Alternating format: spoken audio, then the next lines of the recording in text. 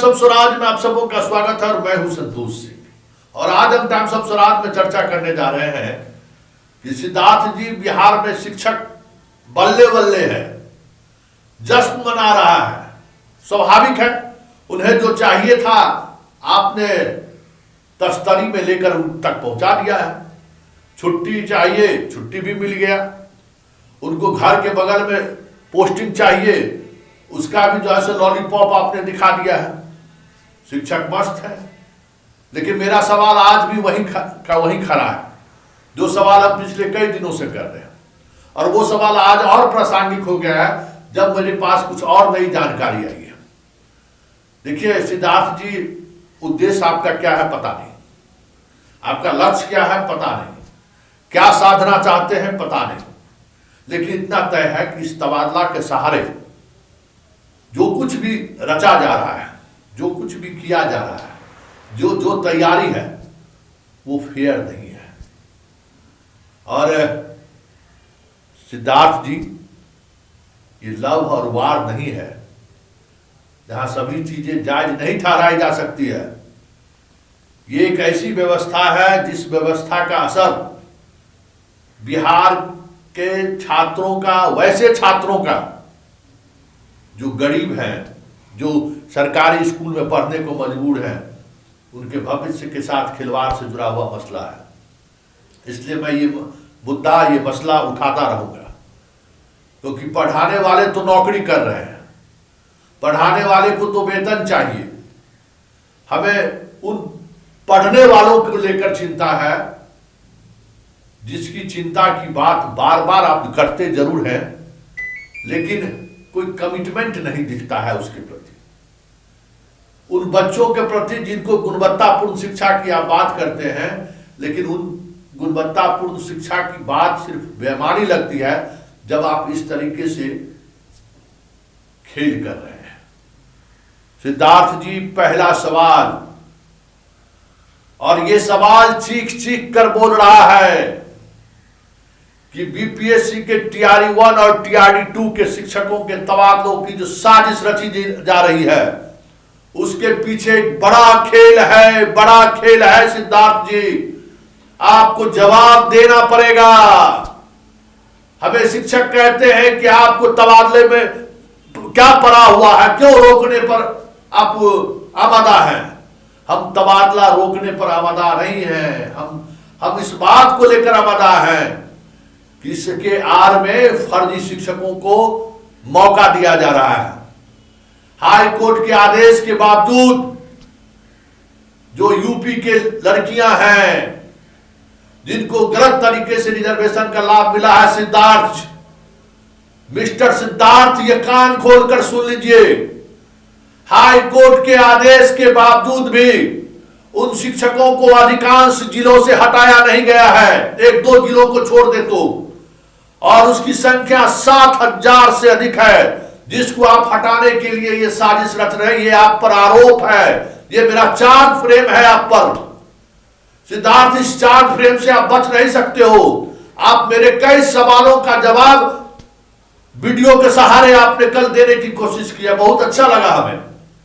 कल तमाम मीडिया वाले जो आपसे मिले उनको 1-to-1 आपने दिया, लेकिन मेरा सवाल आज भी वही खड़ा है और चीख चीख कर कह रहा है कि सिद्धार्थ, आपका मनसा सही नहीं है। सिद्धार्थ, आपके अंदर कुछ चीजें चल रही है, औपबंधिक नियुक्ति है। आपसे बहुत यूपी वाले, दिल्ली वाले मिले होंगे, स्वाभाविक तौर पर मिलना भी चाहिए। जो पढ़ाने के लिए आए हैं उन्हें सुविधा भी मिलनी चाहिए, मैं उसके पक्षधर हूं, क्योंकि वो हमारे स्टेट के बच्चों को ज्ञान देने आए हैं, मैं उसके साथ खड़ा हूं। लेकिन सवाल यह है कि इसके आड़ में जितने फर्जी बहाल हैं, जो बिहार के प्रतिभाओं के साथ जिसने गैंग रेप किया है मिस्टर सिद्धार्थ, उस रेपिस्ट को बाहर निकालना होगा। वो 7,000 शिक्षक का जिसकी गलत तरीके से बहाली हुई है, जिसको हाई कोर्ट हटाने को कहा है, अभी तक उस पर कार्रवाई क्यों नहीं हो रही है, उसका तबादला करने पर आमादा क्यों है जनाब? पहली बात। दूसरा चार्ज फ्रेम आप पर है बीपीएससी के टीआरई 1 और टीआरई 2 को किसी शिक्षकों का डॉक्यूमेंट्स वेरिफिकेशन नहीं हो। कल ही हमने दिखाया था कि कैसे बीएड का फर्जी डिग्री लेकर वो बहाल हो गया। और आप कहते हैं, हमारे सवाल का जवाब आपने दिया है कि इस शिक्षा कोर्स पर सारा डॉक्यूमेंट्स है, हम कभी भी चेक कर सकते हैं। कब चेक करिएगा? वेतन पर वेतन लिए जा रहा है बिना ये तो हमको लगता है कि अपने आप में अजूबा बात है कि बीपीएससी द्वारा बहाली हुई हो, 1 साल से अधिक हो गया है, प्रोबेशन पीरियड चल रहा है, लेकिन डॉक्यूमेंट्स वेरिफिकेशन की प्रक्रिया अभी तक नहीं शुरू हुई है। वाह रे वाह, कि जो सही बहाल हुआ है या फर्जी बहाल हुआ है, इसकी जांच करने में क्या दिक्कत है? एक एक चीजें सामने आ रही हैं। तीसरा चार्ज फ्रेम देखिए किस तरीके से आपके बीपीएससी के नोटिफिकेशन में लिखा हुआ है कि 1 to 5 में डीएलएड करने वाले को 31 अगस्त तक परीक्षा का फॉर्म भरा जाना चाहिए, परीक्षा की तिथि हो जानी चाहिए, सारा कुछ लिखा हुआ है। और देखिए हरियाणा से आपको डीएलएड करके हजारों शिक्षक बहाल हुए हैं। जरा उनकी डिग्री जांच करिए, कब परीक्षा हुआ है और कब रिजल्ट निकला है। चार्ज फ्रेम नंबर 3, जिसमें आनंद किशोर भी शामिल है, अतुल प्रसाद भी शामिल है, और आप उस खेल को जस्टिफाई करने में लगे हुए हैं। ना जाने उसमें कौन कौन से रसूख वाले लोग के बाल बच्चे शामिल हैं, जिस पर कोई बात करने को तैयार नहीं है। बिहार जागो, बिहार जागो, देखो किस तरीके से खेल हो रहा है। सीधा चार्ज फ्रेम है सिद्धार्थ जी। बीपीएससी के फॉर्म निकलने के बाद, फॉर्म भराए जाने के बाद अचानक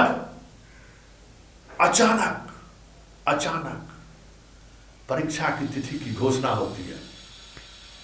हम बात बिहार विद्यालय परीक्षा समिति के द्वारा 2023 की उस परीक्षा की बात करें, 22 की उस परीक्षा की हम बात कर रहे हैं, एसटीईटी की बात कर रहे हैं, जिसकी दूर दूर तक संभावनाएं नहीं थी। फॉर्म भरने की प्रक्रिया पूरा होने के बाद अचानक परीक्षा की तिथि घोषित होती है और काउंसलिंग होने से पहले उसका रिजल्ट निकाल दिया जाता है, ऑनलाइन रिजल्ट। आखिर जिन्हें अधिकार ही नहीं है फॉर्म भरने का, जो एलिजिबल ही नहीं है फॉर्म भरने का, वो कैसे पास कर गया, कैसे उसका रिजल्ट दे दिया गया और कैसे वो शिक्षक बन गया? जरा इसकी जांच कराइए ना, किसको किसको बचाइएगा, कहां कहां बचाइएगा जरा।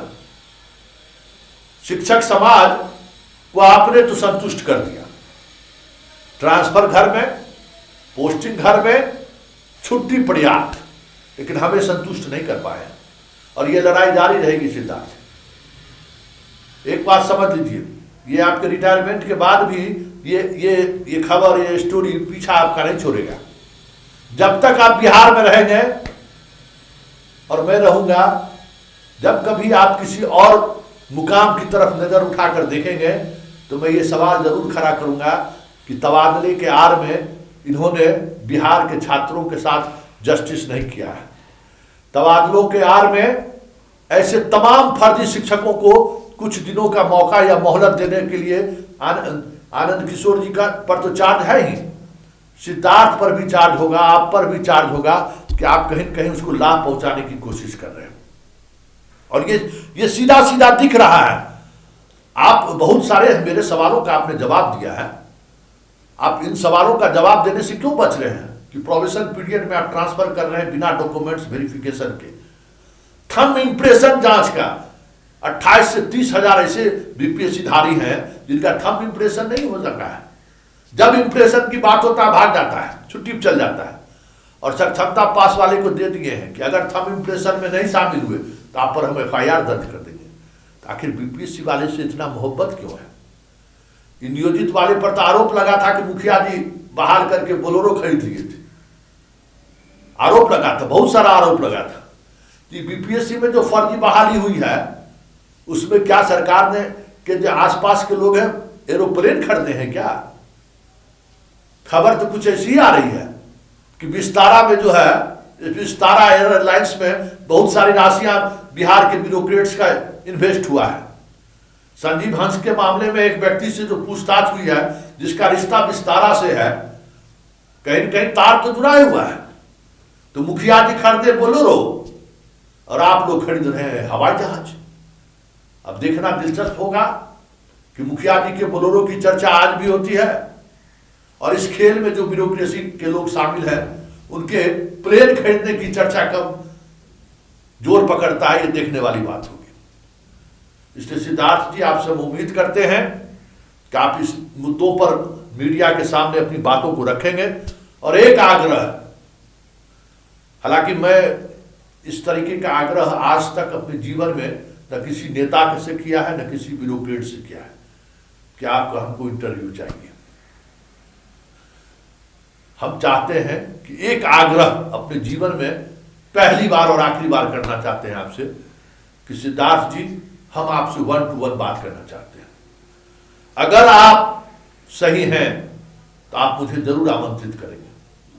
और हम भी चाहते हैं कि आपके पास हो सकता है बहुत सारी जानकारियां नहीं हो, आप बहुत ज्यादा सीएम के कार्यक्रम में भी व्यस्त रहते हैं, सीएम के कामकाज में भी आपकी व्यस्तता रहती है, इस वजह से बहुत सारी ग्राउंड की जानकारी आपको नहीं हो। आपने कल कहा कि हमारे पास फीडबैक बहुत सारे लोग आते हैं, बहुत लोगों को मिलते हैं।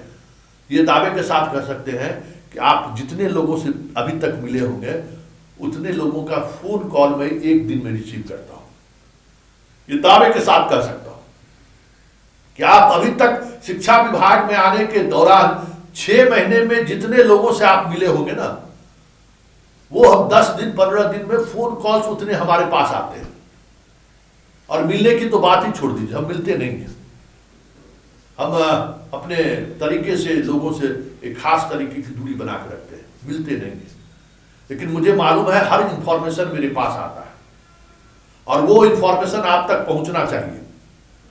देखिए, अगर आप के पास ऐसे अभिभावकों को पहुंचाया गया है जिसकी बात सुनकर आप द्रविड़ हो गए हैं, आप काइंड हार्ट हिटेड है, दयालुपन आप में है, ये मुझे मालूम है, आप पिघल गए होंगे उसकी, लेकिन उसके पीछे जो साजिश है ना, उससे शायद आप अवगत नहीं है। तो हम आपको उस साजिश से अवगत कराना चाहते हैं और कितना बड़ा क्राइम आपसे कराया जा रहा है इसका आभास शायद आपको नहीं है। ये एक बहुत बड़ा अपराध जो होता है ना, कि आपको पता नहीं है लेकिन आप एक बड़ा अपराध करने जा रहे हैं। तो प्लीज आप मुझे आमंत्रित करिए। बस 2-3 सवाल होगा और उन सवालों के सहारे बहुत सारी चीजें स्पष्टता के साथ सामने आ जाएगा और आपको लगेगा कि आप जो कर रहे हैं ना वो कितना बड़ा अपराध है। आप उन अपराधियों के साथ अप्रत्यक्ष रूप से या प्रत्यक्ष रूप से, मैं नहीं कह सकता हूं, लेकिन मैं अभी कह सकता हूं कि अप्रत्यक्ष रूप से ही सही, आप उस अपराधी के साथ खड़े दिख रहे हैं जो सॉल्वर गैंग के सहारे फर्जी बहाली किया है बीपीएससी के शिक्षकों में। हमें तबादला से कोई जरूरत नहीं है, तबादला करेंगे ना, जांच कर लीजिए, जो सारे डॉक्यूमेंट्स फैक्ट हम आपको दिए हैं जांच कर लीजिए। हाईकोर्ट के आदेश के बावजूद भी शिक्षकों को निकालने में आपके शिक्षा विभाग के अधिकारी जो हमदर्दी दिखा रहे हैं, जरा उस पर भी बात कर लीजिए। बहुत सारी चीजें सामने आ जाएंगे। हम तो आपको कहते हैं दावे के साथ कि जिसने थंब इंप्रेशन नहीं दिया है 24 घंटे के अंदर में आप नोटिफिकेशन निकालिए कि आपकी नौकरी जाएगी, नहीं तो थंब इंप्रेशन कराइए। और दरभंगा, नवादा, नालंदा, औरंगाबाद में जो लोग पकड़े गए हैं, जिसकी का मुकदमा स्थानीय स्तर पर हुआ है, जरा प्लीज सिद्धार्थ जी उसको इकोनॉमिक ऑफेंस में भेज दीजिए, उसकी राज्य स्तरीय जांच करा दीजिए, बहुत कुछ खुलकर सामने आ जाएगा। नहीं तो आप एक ऐसे अपराध में संलिप्त होने जा रहे हैं जो एक बड़ा गुनाह माना जाएगा, क्योंकि अपराध में शामिल होना और अपराधियों के साथ खड़े हो दिखना दोनों अपराध हैं।